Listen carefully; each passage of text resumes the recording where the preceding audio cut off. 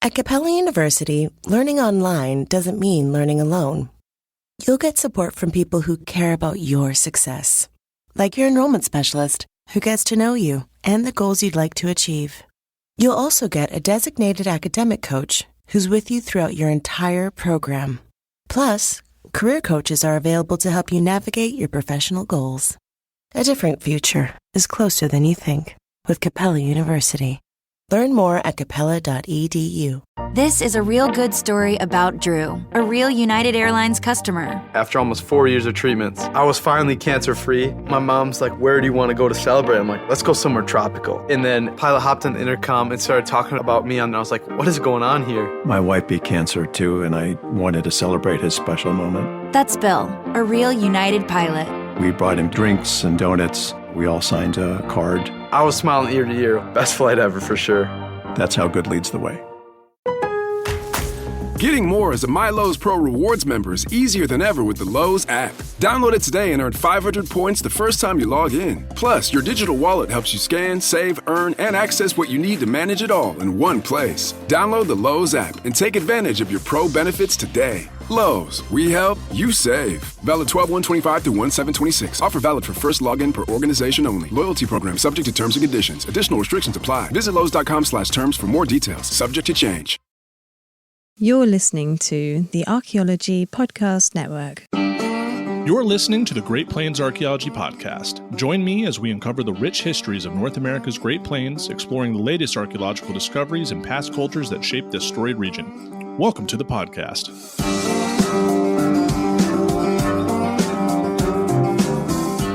Hey everybody, Chris Webster here, one of the co-founders of the Archaeology Podcast Network. And as the APN takes a break this holiday season from producing new episodes, we are promoting existing episodes from other great podcasts on the APN. Today's offering is from the Pseudo-Archaeology Podcast with Dr. Andrew Kinkella, and the episode is number 168, titled Kinkella Climbs the Mount Everest of Pseudo-Archaeology. He reads Graham Hancock's Fingerprints of the Gods. This is a great episode, and listen, Dr. Andrew Kinkella does this stuff so you guys don't have to. So take a listen. And go subscribe to the Pseudo-Archaeology Podcast everywhere you find podcasts. Onto the show.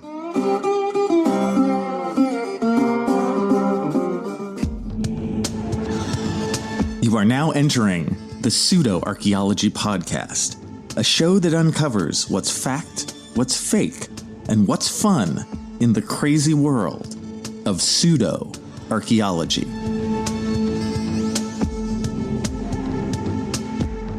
Hello and welcome to the Pseudo-Archaeology Podcast, episode 168. I am your host, Dr. Andrew Kinkella, and tonight I review Graham Hancock's Fingerprints of the Gods.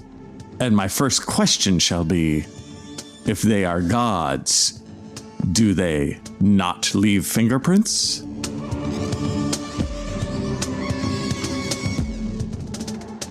All right, so hey y'all, welcome back. And I thought I would spend this eve reviewing the book Fingerprints of the Gods, which is the 1995 book by Graham Hancock. And it's really, if there is such thing as a classic in the pseudo-archaeology world, this is up there. This is top 2 or 3, right? It's up there with Chariots of the Gods, right?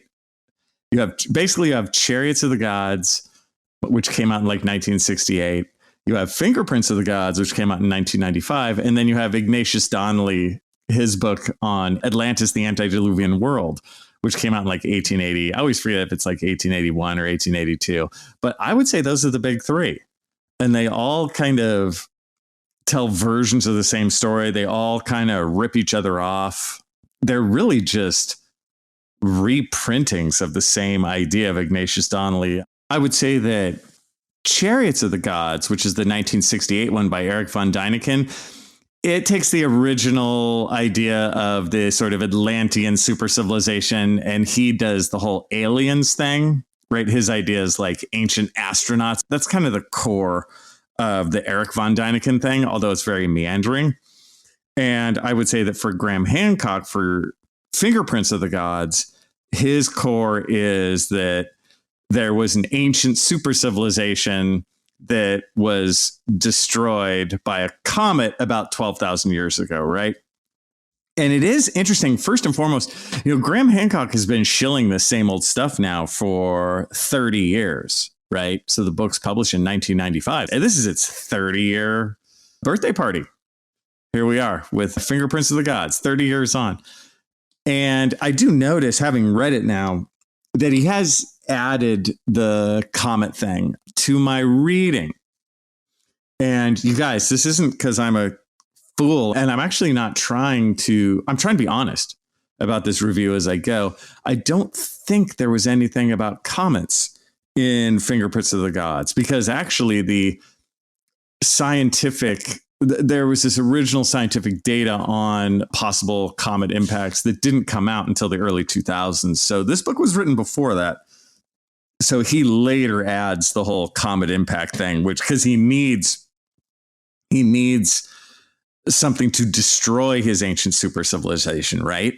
Of course, I need to start out by saying, no, there was no such thing as an ancient super civilization. There is none, zero evidence for an ancient super civilization.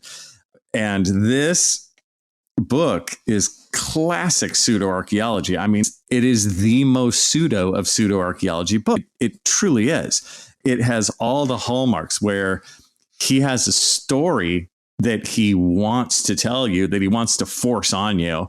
And then he just cherry picks some weird data. He uses really odd sources. It's not scientific. It's not serious. It's not rigorous. It's none of that stuff. It's just silly bullshit.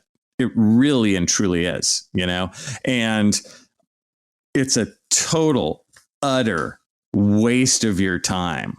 Like, I was surprised how similar my feelings for this were towards Chariots of the Gods, right? So my very first podcast that I did, my first full length one here at the Pseudo-Archaeology Podcast, was I did a review of Eric von Däniken's Chariots of the Gods, right? Because I thought it was so central to this whole story, and it is. And looking back, I think that podcast is like pretty boring. And because I just kind of go through the chapters, and once you get the idea of like, oh yeah, this is just all obviously just fake made up bullshit that's being hawked by a shyster. That's all it is. And that makes it incredibly boring. And I really think actually that this one, it's going to be boring too, my friends. I'm going to try my best, but it's like once you know how the magician does his trick, you're like, yeah, okay. I will say I did the same thing as I did with Chariots of the Gods, meaning that I had this thing that I didn't want to buy it, right?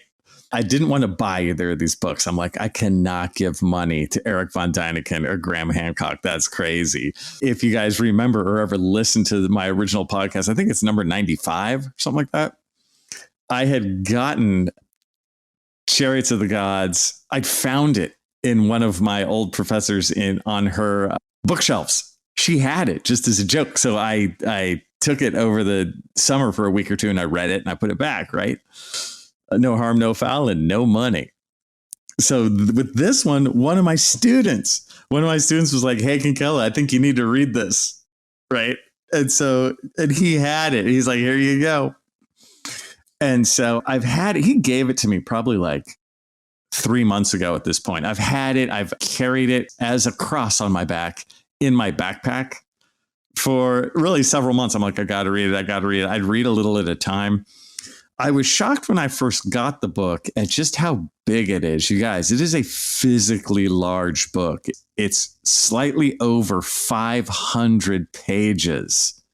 And then there's a ton of like notes and stuff at the end. So it is a physically large, just big mama. And I just, over this last weekend, I was like, I got to get through this. So I just did it. And I must say, having had Graham Hancock around for so long, not only is there no reason to read this because it's incredibly boring and meandering and false and just written by a total shyster.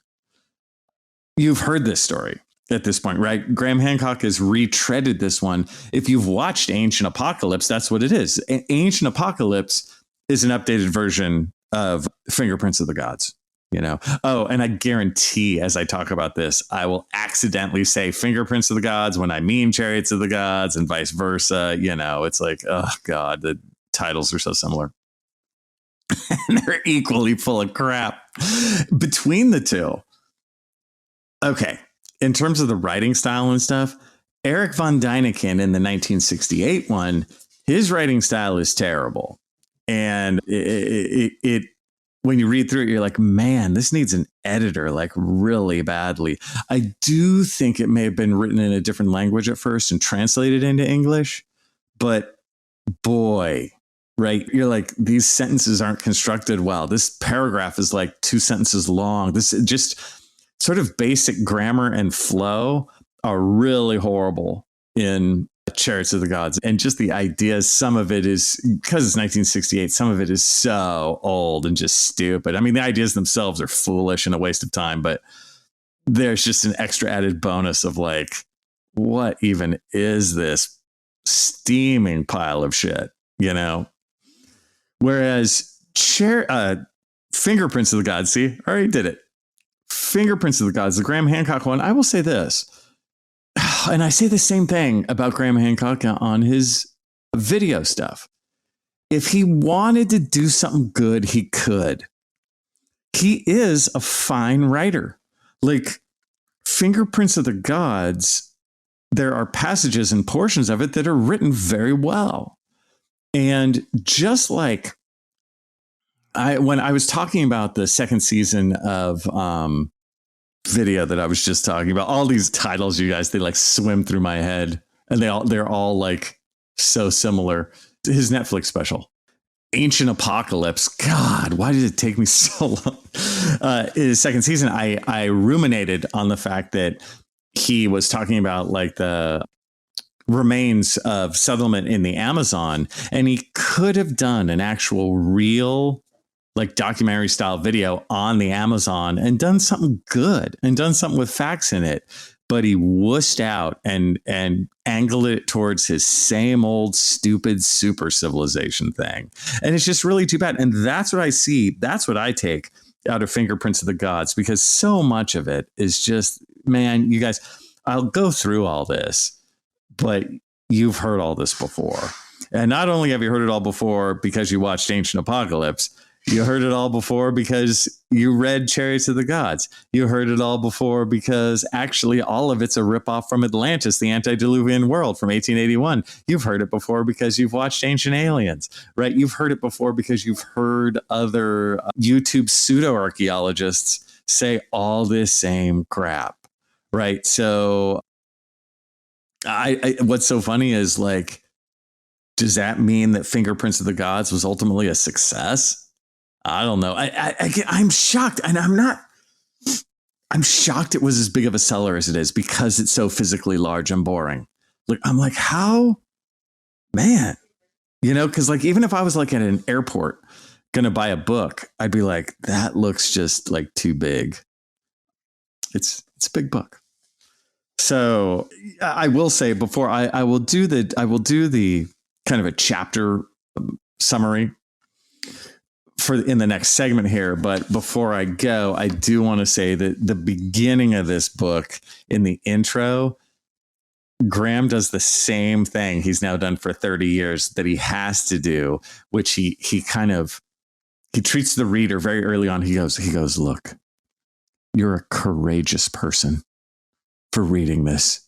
You know, it takes real spine. You are a gladiator for reading this.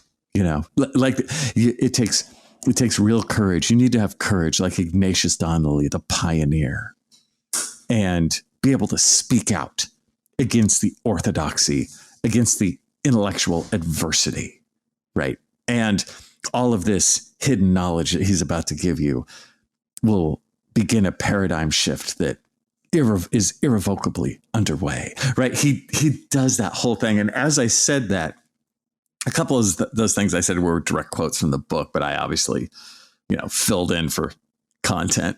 But that's the vibe. He always has to do it. The vibe is mainstream archaeologists, orthodox archaeologists. They have no idea. The term orthodox is super negative always in Graham Hancock world. they don't know what they're doing. And I'm here to shine a light on the truth about ancient history, which has been kept from you by these lazy archaeologists, right? He has to do that. And, he calls Ignatius Donnelly a pioneer. It's like, yeah, the pioneer who wrote Atlantis, the antediluvian world. Are you serious? When we get back, and I'm sure you're going to stay with me, because if there's one thing in life you want, it's that you want me to go through the chapters of Fingerprints of the Gods. Oh, I'm doing it. Healthcare can feel complicated. That's why Optum uses technology to connect the people and processes that make healthcare easier, more affordable, and more effective. We're making it clearer for you to know exactly what your benefits cover. And to help you better manage your health, we're coordinating care between your doctors and your technology. We believe better, simpler healthcare is always possible. That's healthy optimism. That's Optum. Visit Optum.com to learn more. So good, so good, so good. Get ready, because Clear the Rack is on at your Nordstrom Rack store. Now through Thursday, January 1st, find incredible deals on Wear Now styles on sale for even less at Nordstrom Rack. Take an extra 25% off red tag clearance throughout the store from brands like Rag & Bone, Madewell, Adidas, and more. All sales final. The best stuff goes fast, so shop this sale at Nordstrom Rack today. Please see NordstromRack.com or ask a store associate for details. Getting more as a MyLowe's Pro Rewards member is easier than ever with the Lowe's app. Download it today and earn 500 points the first time you log in. Plus, your digital wallet helps you scan, save, earn, and access what you need to manage it all in one place. Download the Lowe's app and take advantage of your Pro benefits today. Lowe's, we help, you save. Valid 12/1/25 through 1/7/26. Offer valid for first login per organization only. Loyalty program subject to terms and conditions. Additional restrictions apply. Visit Lowe's.com/terms for more details. Subject to change. Well, hello and welcome back to the Pseudo-Archaeology Podcast, episode 168. And we are discussing Graham Hancock's Fingerprints of the Gods. And I'm sure the audience left after that break because you knew it was coming. And when I do a review of a book like this or a movie or whatever it is, I think you guys know this at this point if you've listened to some of my stuff. I always do try and be positive. I always root for it in a way. I want it to be a success. Like, I want it to ultimately have something good about it, because do any of us want to waste our time reading a book or watching a show that has like no salient qualities? You know what I mean? So as I said in the last part, Graham Hancock is a decent writer. Like, good for him. He could do good stuff if he wanted, but he instead is just too much of a salesman and shyster who wants to sell you this stupid crap. So before I go into all the chapters, to make it make sense, which I find that so much of this pseudo-archaeology crap just doesn't make sense, right? So here's how this is going to flow. And again, there's a bunch of chapters. I'm going to look in the book right now. It has, yes, friends, 52 chapters. 52 chapters. So I will not destroy you and be like, chapter 17. I'm not going to do that. But what I will say is, here's how they chunk out. So, of course, he has like an introduction where he says, archaeologists are terrible and you can't believe them. You need to believe this new secret knowledge that because you're a courageous gladiator. Then he goes into the maps. Remember the Piri-Reis map crap? Oh, yeah, friends, we're going there. So he talks about, okay, his argument goes, all right, there's these maps that really show that Antarctica used to be warm. It shows that the Earth was much different than we think, just several thousand years ago. And at the time of the super civilization. And then from the maps, he goes on to, I think, sort of talk about sea travel. He talks about like the Inca a lot in this, but I think the idea is just that this ancient super civilization had sea travel to vast distances, and you can see examples of it in like South America. I think that's where he's going with that. And again, I'm not trying to be like like obfuscate or whatever, or it's very hard for me to understand where he's going sometimes, because he'll say stuff in his book where I'm like, wait, do you actually mean that? Wait, are you saying that in seriousness? Wait, we all know that's utter bullshit. Wait, what? Right? It can be confusing. So after he does the maps, then he's like, hey, look, there's evidence of wide-ranging sea travel for the ancient super civilization. Then he spends a long time on the Maya. And I, of course, was interested, being a Mayanist. I'm like, okay, how's he going to spin this? And he really just spends a lot of time on like the calendar and math and that kind of stuff to show that the Maya are super advanced. And I mean, the brown people there now, could they have done that? No. Super civilization taught them that, right? Then he moves on and spends a lot of time on myths worldwide, with the idea of mythology is real, right? So if there's something like a great flood, or, a great volcanic eruption or earthquake or something, instead of those just being tools of a storyteller or mythology to push sort of a religious belief system or something, he's like, no, these are real, right? These are based on reality. So there actually was a flood. Again, adding to his idea that there was a super civilization 12,000 years ago. So again, to tell you where we're going, he's like, there's maps that are based on how the continents used to be in different places that you don't think. There was evidence of this ancient civilization who had sea travel, and then the Maya are evidence that they were really smart with calendars and math and advanced things.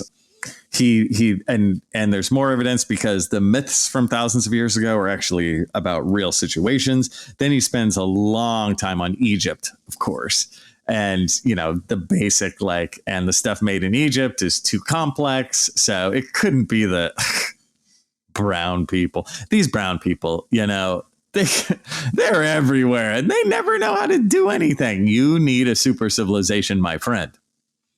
So they do the whole thing about Egypt. And then at the end, he's basically like, yeah, and that's why there had to have been an ancient super civilization. That's the organization of the ideas. Okay. That's where he's going. And I have to say, it was such a hard read for me, you guys. And in honesty, of the 500 pages, I remember around the first 130, I read really well. And all the stuff on the Maya, I read really well, just because I was curious, because I knew that stuff. I knew all the sites. I'd been to so many of the sites, and I was just curious what he was going to say. But I did skim in some of it because I'd heard the arguments before, something like Piriri's map or Nazca lines. I've heard that I've heard the Graham Hancock argument so many times that I felt okay to skim. I felt like it wasn't against the author because I literally had heard it in other forms. But I did spend a lot of time on this book. I just want to be honest. Okay, so how does this go chapter by chapter?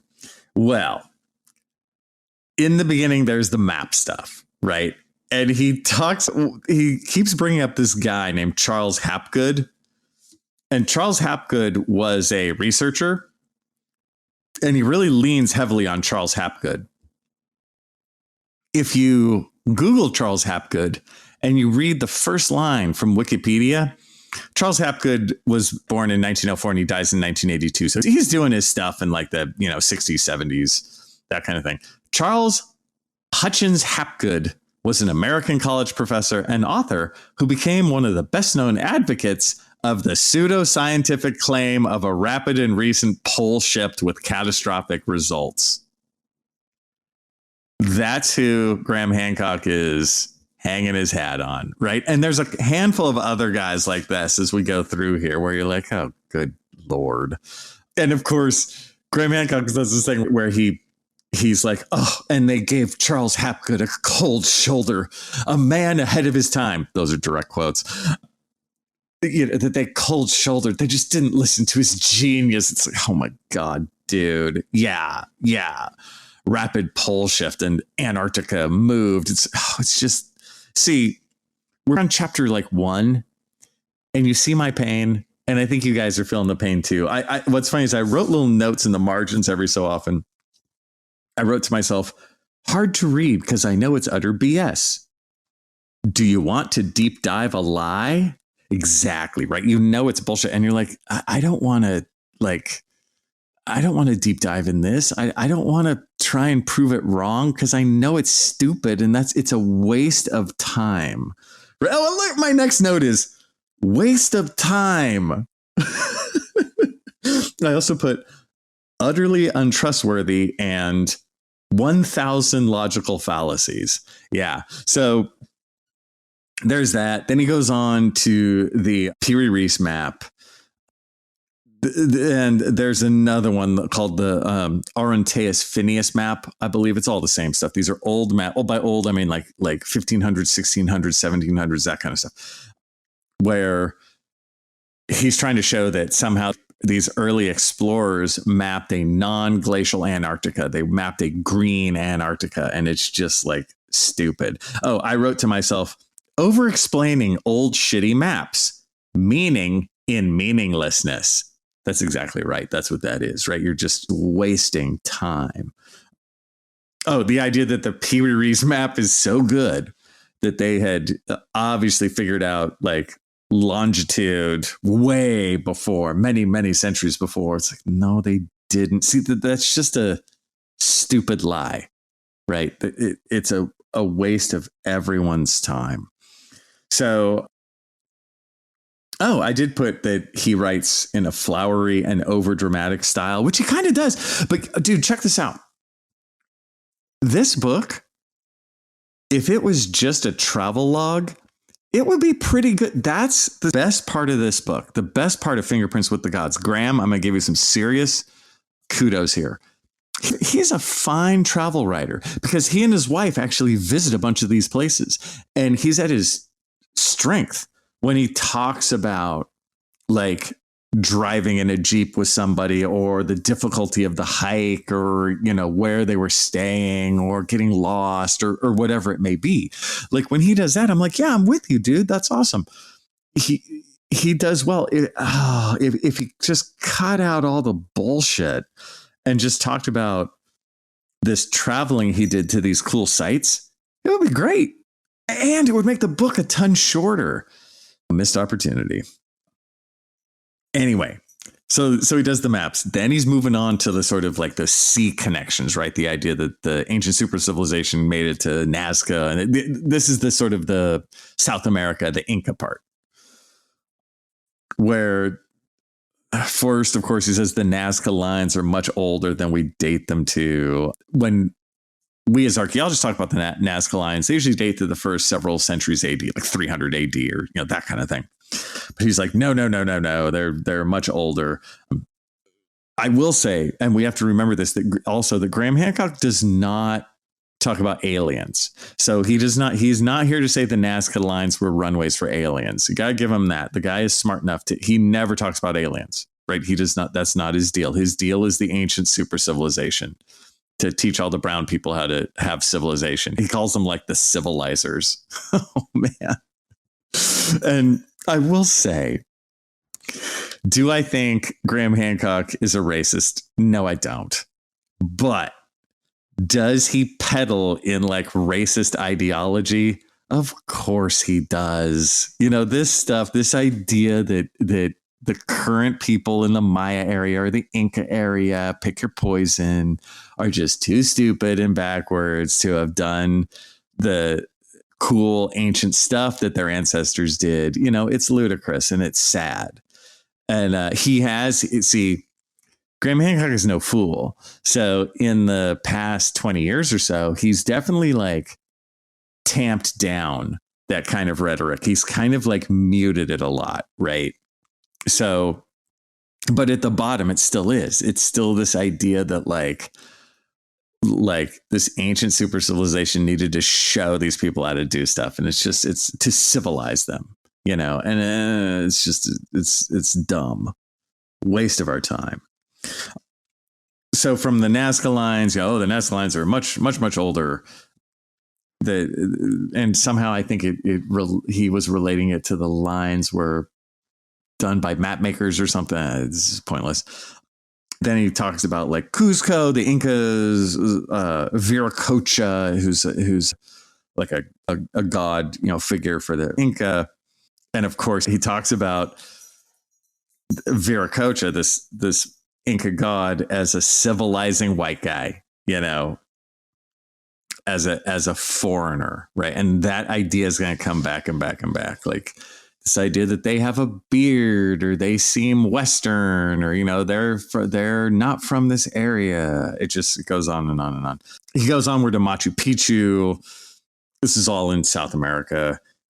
And he starts talking about alignments. Graham Hancock talks about alignments like all the time. Alignments for me are one of the worst things that I hate in archaeology because so often they're meaningless.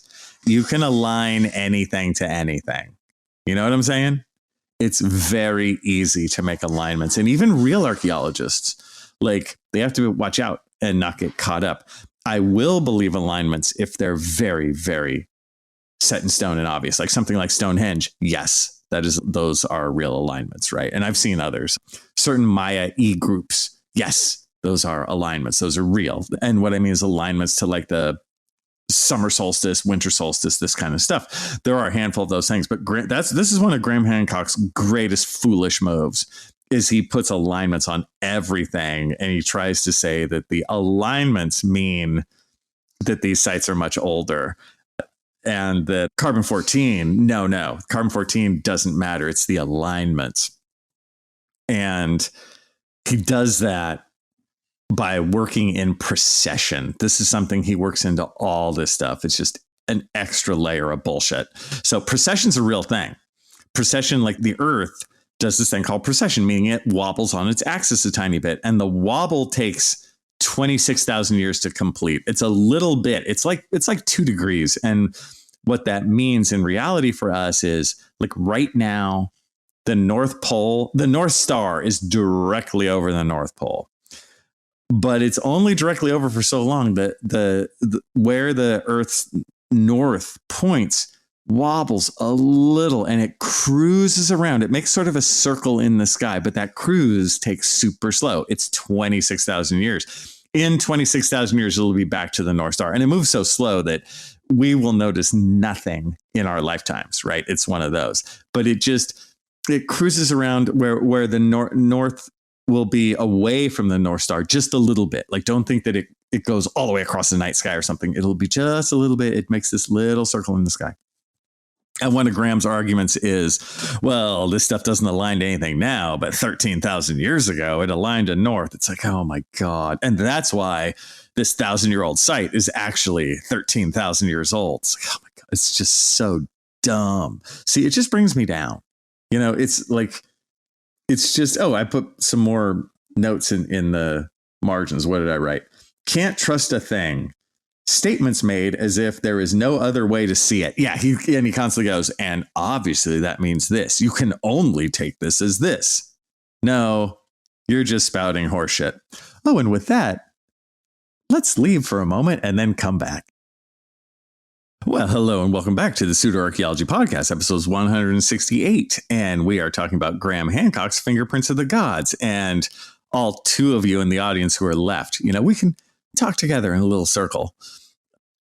I'm around chapter 7 or 8. Remember, there's 53 chapters. Don't worry. I'll cruise through these pretty fast. So when we last left, we were in kind of South America and we were talking about how like alignments at Machu Picchu mean that the site was actually many, many, many thousands of years old because of precession. Oh, God, what a waste of time. And then he goes onward.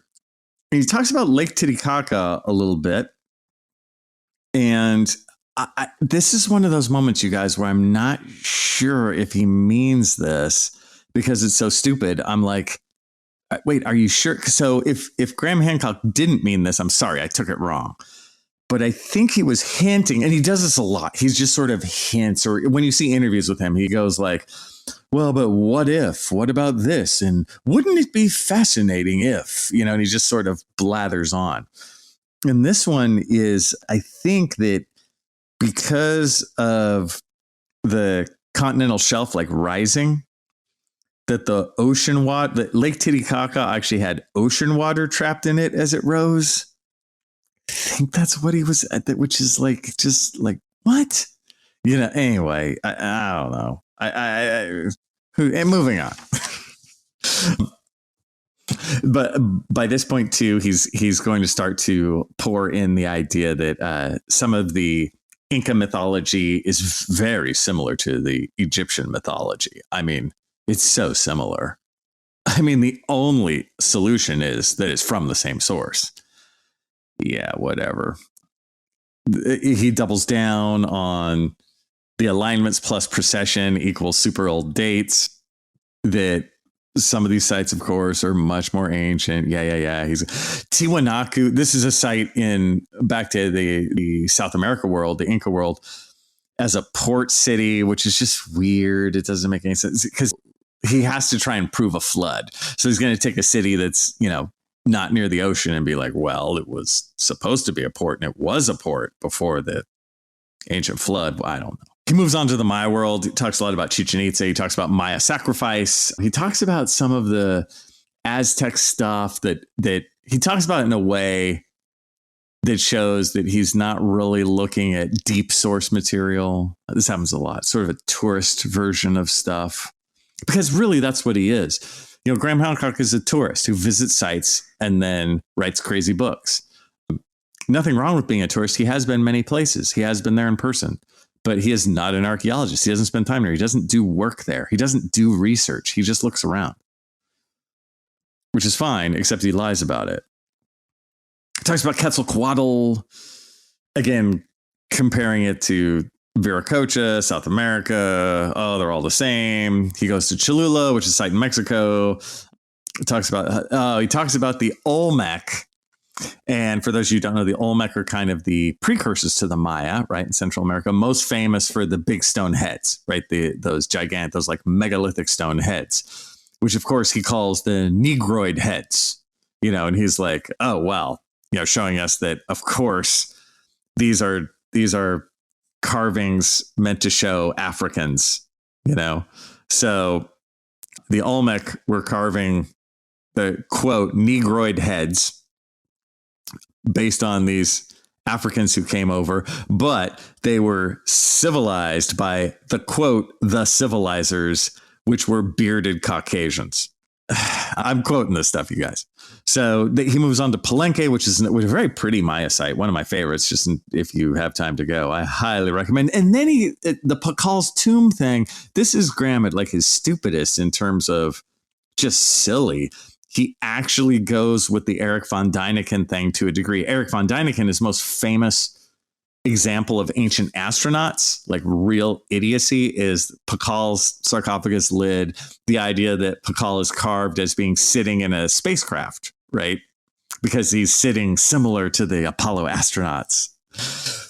I was shocked that Graham would go with this idiocy, and to Graham's sad credit, I don't know, he hasn't really talked about this in many years. I think Graham has dropped this from his repertoire, but he, instead of saying that Pakal's an ancient astronaut in a spaceship, he says that Pakal is carved like operating a machine or a computer or this kind of thing. It's just that's just really dumb. And the idea that the world tree in the Maya world, which is symbolized as a cross, of course, Graham's going to go, oh, well, that shows that the Western crosses came over here. What are the chances of another culture independently coming up with the symbol you get when you put two sticks in a cross?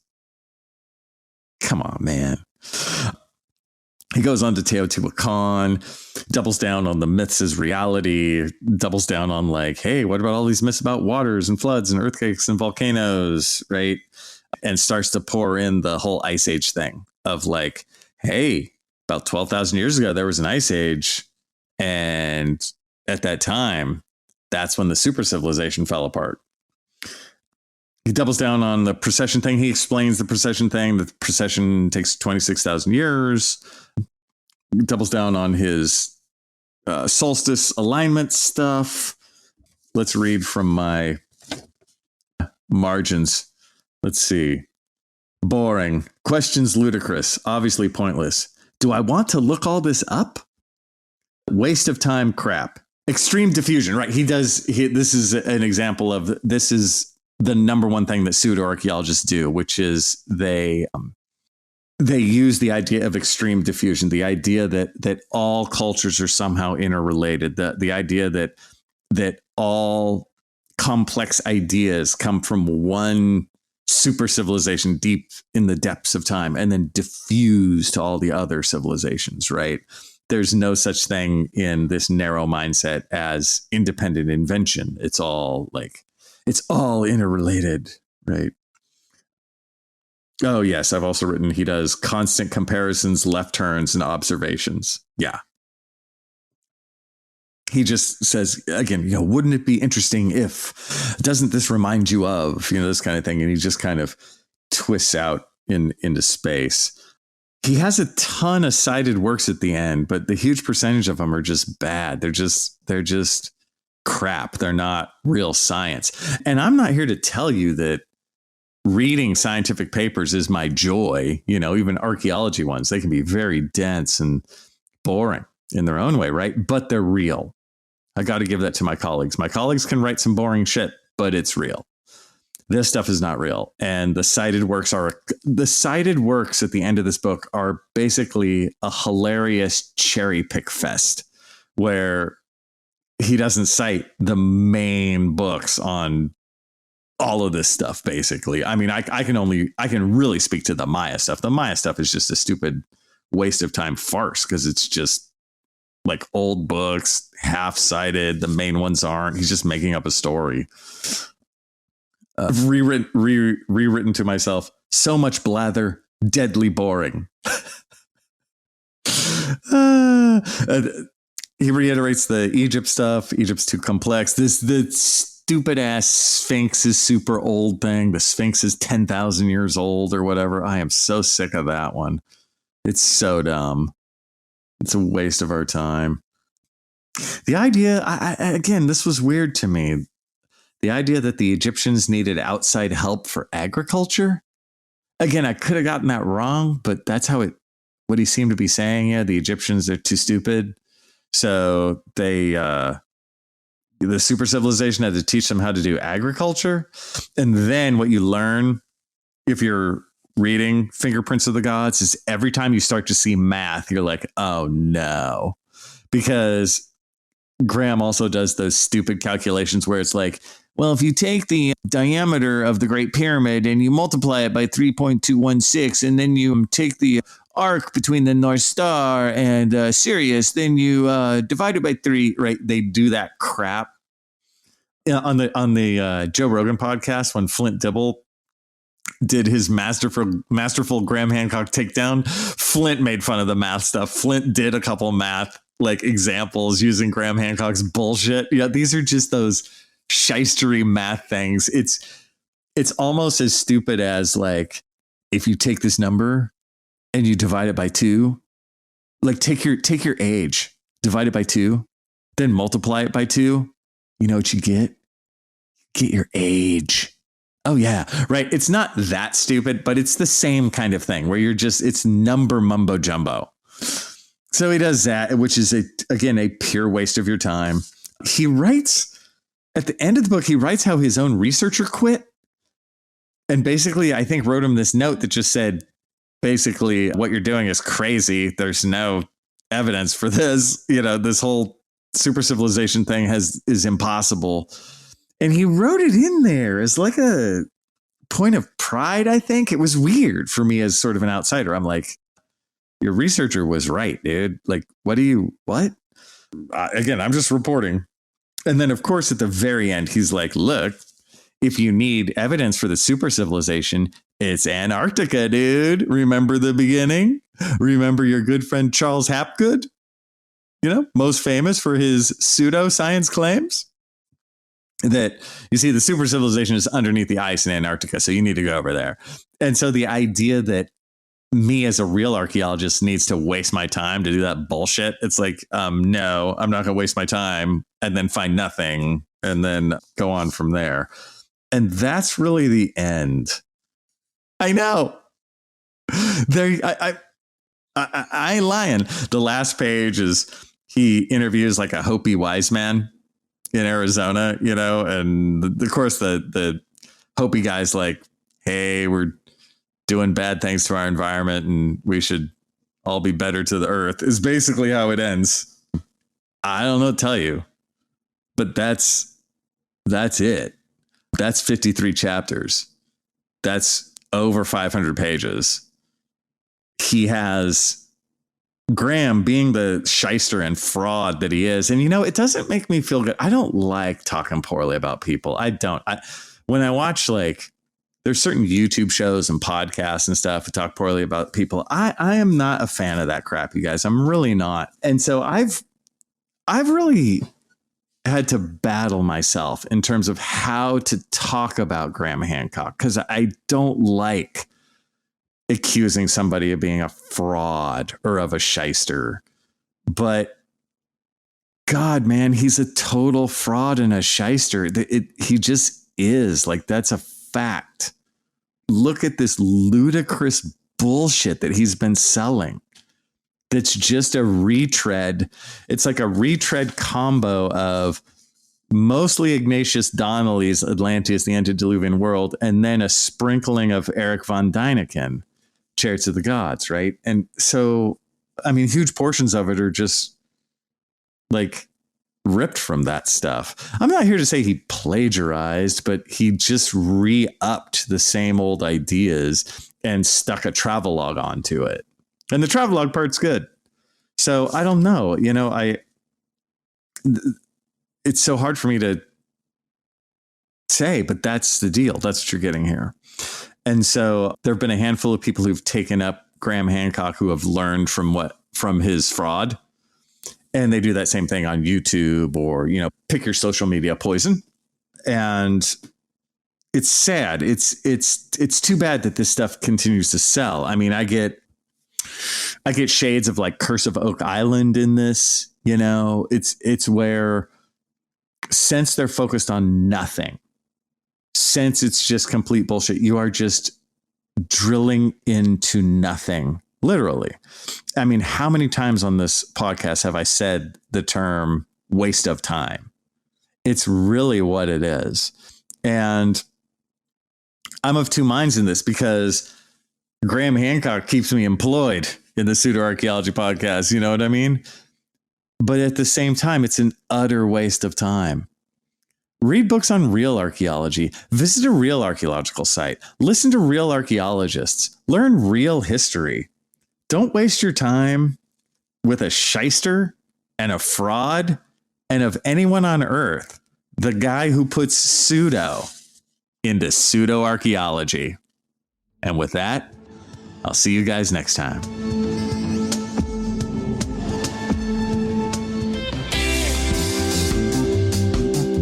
Thank you for listening to the Great Plains Archaeology Podcast. You can follow me on Instagram at Pawnee_archaeologist, and you can also email me at greatplainsarchpodcast@gmail.com. And remember, anybody can love the mountains, but it takes a soul to love the prairie. American author Willa Cather.